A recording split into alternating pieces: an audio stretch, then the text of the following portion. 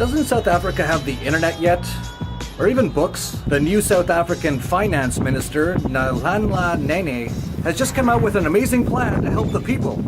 He'll devalue their money into worthlessness. This always works out well. Nalanla has proposed an ingenious new plan to help the country's impoverished black population print money and hand it out to people. He declared, "South Africans are continuing to be poor when we can print more money to ensure that everybody has it.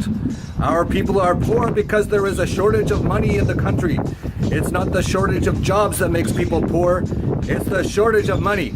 We have paper and ink, so we will print more money and give it to the poor and make all of them billionaires if that is possible." Yes, make them billionaires. There were countless trillionaires in Zimbabwe, even quadrillionaires. But it turns out that trill life isn't all it's cracked up to be, as many were left eating bugs in torn up t-shirts. But let's just go ahead and break down just how ridiculous the minister's plan is. His main fallacy: our people are poor because there's a shortage of money in the country. No, money is just a signal or representation of value, which leads to his second fallacy: it's not the shortage of jobs that makes people poor, it's the shortage of money. Really? How does anyone anywhere ever make money to begin with? By working a damn job. If instant riches was as easy as printing money, then why not make everyone on Earth a trillionaire by printing up more money? Because that's moronic, that's why. Unfortunately, the South African finance minister seems incapable of learning from his nation's neighbor or from any other hyperinflation in history. If Nahanlahanala doesn't even realize he's making the same mistakes as Zimbabwe, which is right next door, and happened a few years ago, then the Republic of Weimar probably just sounds like Wiener in German to him, which he probably likes. But way back in the 1920s in Germany, they proclaimed the exact same thing. There isn't enough money.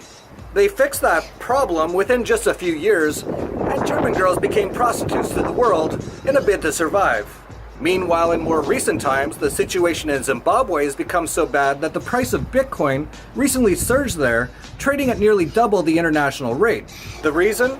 Rampant hyperinflation left the country with essentially no currency, forcing the government to adopt the US dollar and South African rand.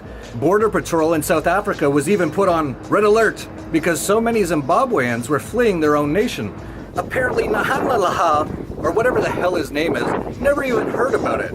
Which begs the question we always ask of central bankers: are they really this stupid?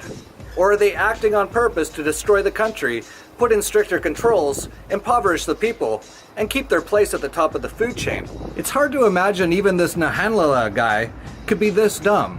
He'd have to be living in a bubble to not even notice what's been going on in his own country due to Zimbabwe's hyperinflation. Luckily, it doesn't really matter if they're stupid or evil, or both. They're probably both.